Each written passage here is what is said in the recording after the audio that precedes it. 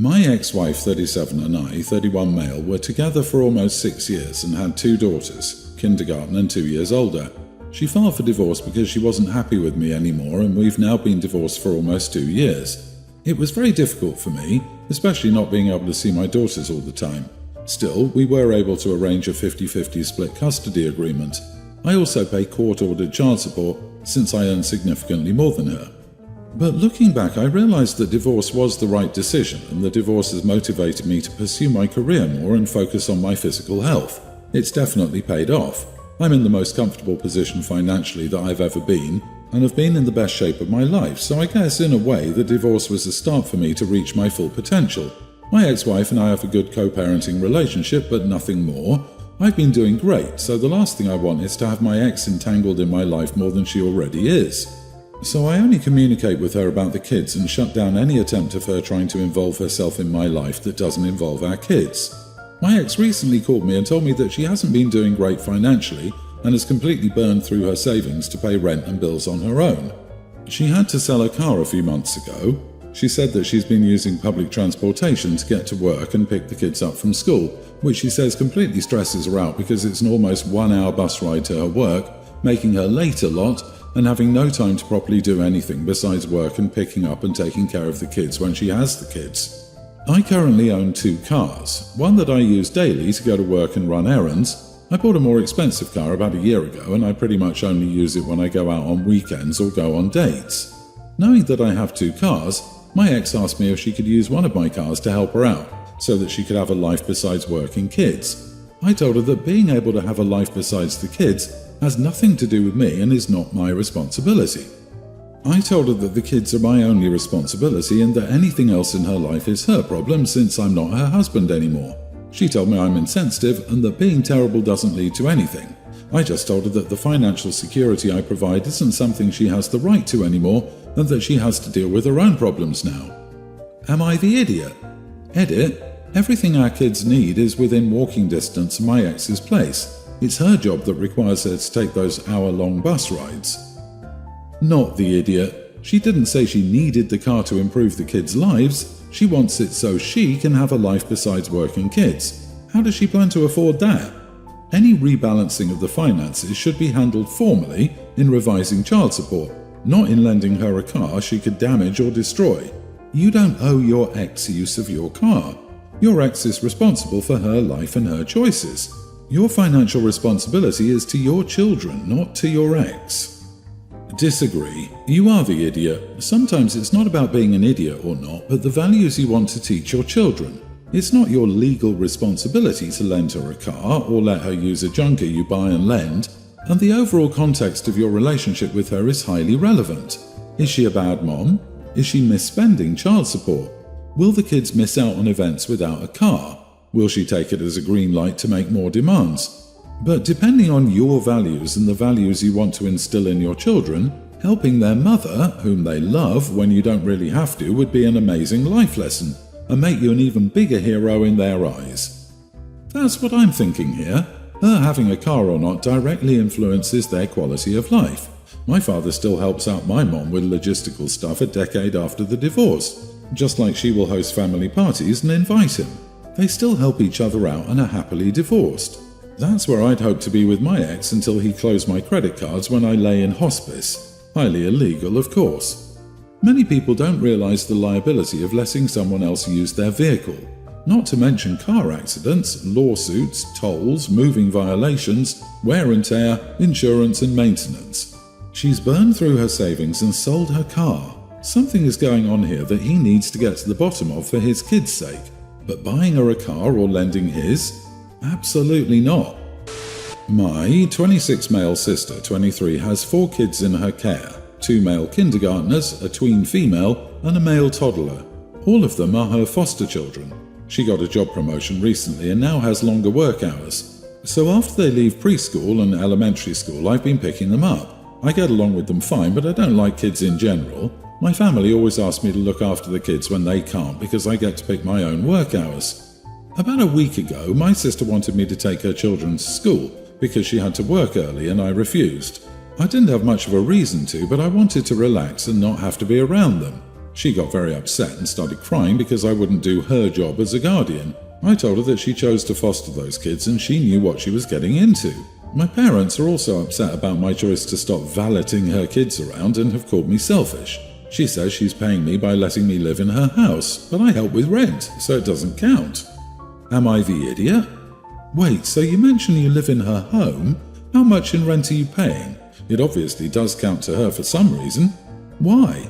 Do you pay for the gas, electric, cable, grocery, etc., or just chip in a rent to her? And the bigger question is, why are you living with her, and for how long? Did she have any of those or previous foster kids before you moved in? And what rules or expectations did she have for you? It's not that important. I live with her because I don't make much money and she offered. It's a very short time anyways. I pay what I can. She should help me out because she has enough money to. I'm paying for my necessities and I help her with rent. My sister makes a ridiculous amount of money for her age. She can afford to help me out. It's unfair to say I'm making no money. I do make money, just not enough to afford my own place. Do you have something against people needing extra help with living situations? So, OP is 26 years old and mooching off his younger sister, paying rent when he can, which likely means nada. Can't help with the kids because he doesn't feel like it. Probably spends the majority of his time smoking weed and playing video games. Get a job where you can support yourself and move out. What an entitled, selfish loser. You are the idiot. OMG, he's actually freeloading off his sister. He's not much help money-wise, living in a home and can't be bothered to help her out either. Also, what kind of idiot moves into a house with 4 kids when they don't really like kids? That's like hating rain and moving to Colombia, the country with the most rainfall per year in the world. He's the 5th foster child. She also took in OP, he's living in her home and she's also helping him. Dude, no, you're not the idiot for not wanting to be around children. I get that 100%. However, you don't get to mooch off your sister, knowing she cares for a bunch of children, and then complain about being asked to actually do her a favour. You sound entitled and selfish, and that's why you are the idiot. I, a male teen, lost my dad 2 months ago. He had terminal cancer and passed away right when the doctors predicted, surrounded by friends and family, but it still hurts. He raised me all on his own after my mom walked out of our lives. He was my rock, my best friend, and now he's gone. After he passed, I was taken in by my Aunt Shelby and my Uncle Alan. They have 2 daughters, my cousins Leah, teen, and Macy, tween. Ever since I moved in with them, they pretty much left me to my own devices. That is, until last Saturday evening. Then, Alan came to talk to me and asked if I had anything nice to wear for tomorrow. I asked what he meant, and he told me it was about time I started acting like part of their family, and that I'd attend church with them the next day. In my head, I heard a record scratch. I'm not religious, and church makes me very uncomfortable. I've been before. I tried to talk my way around the issue, but eventually I just came out and said, I'd be happy to start spending more time with you guys, but I'm not religious, and I'm not comfortable going to church. Alan got quiet for a moment before awkwardly telling me that he'd have to talk to Shelby about it, and leaving me in my room. The next morning came and went, and I slept right through them getting up and leaving for church. I was up by the time they came back, and Shelby told me how disappointed she was in me for not accepting them as my new family. I didn't know what to say, so I went to my room without saying anything. So apparently my cousins have this after-school church thing they do on Wednesdays, and this morning Leah asked Shelby if she could skip it because I got to skip church. Shelby said no, and they got into a big fight, and now everyone is mad at me for causing this whole thing. I don't want to be a burden or cause any trouble, and I'm grateful to them for taking me in. Am I the idiot for not just sucking it up and going to church? Not the idiot at all. Religion isn't a bad thing, but neither is not believing in it. You, just like them, are entitled to your beliefs, and it doesn't make you any less of a family member to not partake. Stand your ground, you aren't doing anything wrong. I hope you're doing all right, friend. I don't like the "we are your new family" comments. They've always been your aunt and uncle. Just because they took you in doesn't mean they automatically become the new mom and dad. They cannot and should not be forcing their religion on you. Stand your ground. You are not causing the rift, they are. Ask them if religious freedom only applies to adults in your country. Honestly, they probably say yes with a straight face. OP, at your age, they kind of know they can't force it on you, which is why he went quiet and they tried to guilt you instead of grounding you. Apparently their other child doesn't want to go to church either, but didn't realise there was an option not to. Sometimes seeing someone else do it gives you the courage to stand up for yourself. You didn't do this intentionally, it's just a natural progression. Anyway, the parents are just going to alienate everyone if they keep pushing this issue. It isn't your fault. This same fight would have happened anyway after the kid moved out and the parents found out they stopped going to church. We don't live together for now, my choice due to space and finances and logistics. My boyfriend has 50-50 custody of his 2 sons, twins, nearly adult. They're very nice kids. I've been with my boyfriend for 6 years and his sons are great. My boyfriend can be really irresponsible with money sometimes. In September, he went back to school for his master's and in doing so had to give up a pretty lucrative job. He's been living off savings, which has now run out because he can't budget and has an expensive lifestyle. Example, he doesn't cook or even make a sandwich, so they eat only via DoorDash. He's been looking for another job he can do while he goes to school, but he hasn't found one. For months, I've asked him to please budget, conserve his money, and to ask his sister for a loan, but he keeps saying he will, but hasn't. Since his savings ran out, he's borrowed a bit of money from his aunt, but certainly not enough, so I've been helping him reluctantly. I don't make that much money, and I always stick to a budget, and this is really causing me stress. So, to the issue. I put some money on my credit card and told him he could use it to eat and to get to school, but that's all I have, and to please be careful with it and to figure out a plan B. His sister can loan him money, he just doesn't bother to ask her. For the past 6 weeks, on many occasions, when his boys are staying with him every other week, he has ordered them DoorDash. This triples how much it costs, and it's eating up the money very quickly. His ex-wife, the boy's mom, comes from money, a lot of money. She lives in a house worth several million and she has expensive cars. The boys each got a nice car for their 16th birthday. They have a trust fund worth $500,000 each that will kick in when they're 25. They will also have their college completely paid for. Neither has a part-time job, so neither of them has a cent to their names for now.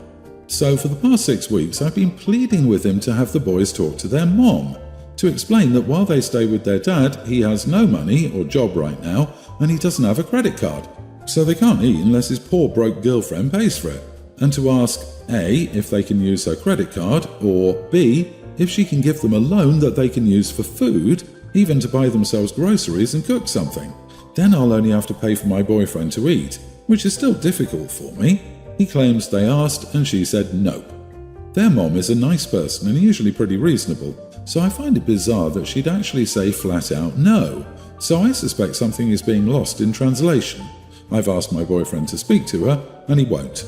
So this week, I cancelled my card, requested a new one with a new number, and when my boyfriend needs something, I will order it for him myself, but I have been refusing to buy the boys food. Am I the idiot? Edit, I know he's behind on rent, but he also knows I can't help him, so he doesn't ask. But I suspect he took a high-interest loan to pay some of it, and probably his mom gave him some as well. Not the idiot. It's completely reasonable for this nice woman to say no to giving any more money to this money bit of a man, and you should do the same. His priorities are a wreck. He's got 2 kids to support, yet he quit his job. Ridiculous. And you're enabling him with every penny you give him. He's got a whole family of women giving him money. You, his ex, his sister, mom, and aunt. You all need to stop. It's time for him to grow up. Damn, the dude is a professional parasite at this point. It's borderline impressive. That's 5 women giving this dude money. I really suggest you thank your lucky stars that you don't live with this man and take the opportunity to get away from him. He's a leech.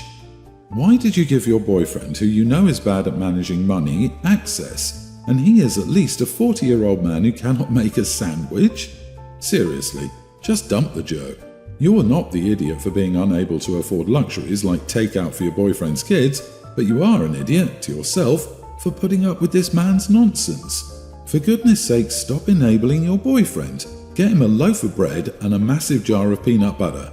Then the boys can stay with their mum until he, boyfriend, grows up. I, 30 female, am currently 21 weeks pregnant. We just found out we're having a girl and my stepdaughter, Tween, is beyond excited at the news. We have 4 boys combined and she desperately wanted a sister. When we found out we were having a girl, she started crying tears of joy and was more excited than all of us combined, and it was truly heartwarming. She then goes to her room and she's in there for like hours. Every time we checked on her, she would push us out the door. Well, she came out later that night with her tablet in tow and demanded full attention. Valley Girl type, super fun and hilarious. She then proceeds to name off a bunch of names that she thinks we should name the baby. Now, we have absolutely no clue what we will name our baby, so at first, we were very receptive to her suggestions, but soon realised that this was just not helpful. Where we live, we have a lot of refugees, and my stepdaughter has befriended all of them. We have play dates with the families, and all of them are great, but their names are very, very hard to pronounce. All of her suggestions, except one, were the names of her friends. The other name she suggested was one of my husband's cousins' names. Names that not only can we not pronounce, but also kind of cultural names passed down through the generations of her friends' families. We told her we wouldn't be using a cultural name or generational name of her friend's family, and she looked upset at first, but then just went back to her room to do more brainstorming, I'm assuming. Then yesterday she came out with a list, and once again, it's more names that we cannot pronounce or names from kids at her school that she's not exactly friends with, but still fall into the criteria of what I would assume to be cultural names of other refugee kids. Some of them are beautiful names, don't get me wrong, but it just doesn't fit with us personally. And not only that, but I'm not looking to offend anyone by using a name that isn't for us. Not sure how else to word that. So we told her again that we wouldn't be using these types of names. She got kind of angry, which was surprising, and said that we were judging her friends' names because we are white. That's not the case, but she was still angry no matter how I explained it. Am I the idiot? You are the idiot. She's young, she's excited. Of course, you're not an idiot for not letting her name your kid, but complaining that the names were too foreign cultural names so you couldn't use them is not the way to handle this situation. You took her suggesting names way too seriously, and you really could have just let the excitement die down and told her you'll add them to the list. Yeah, how hard is it just to pretend you're entertaining her thoughts? This is just a situation I think you're overthinking. I would just entertain what she's saying and then name the baby what you want. I don't think anyone will call you an idiot for not letting a tween name the baby, but you probably don't have to get into these arguments with her about it. I disagree. OP, you're not the idiot. Use her input or ignore her input. Either is fine. But I sure wouldn't sit there and let her say, I'm judging her friends' names because we are white.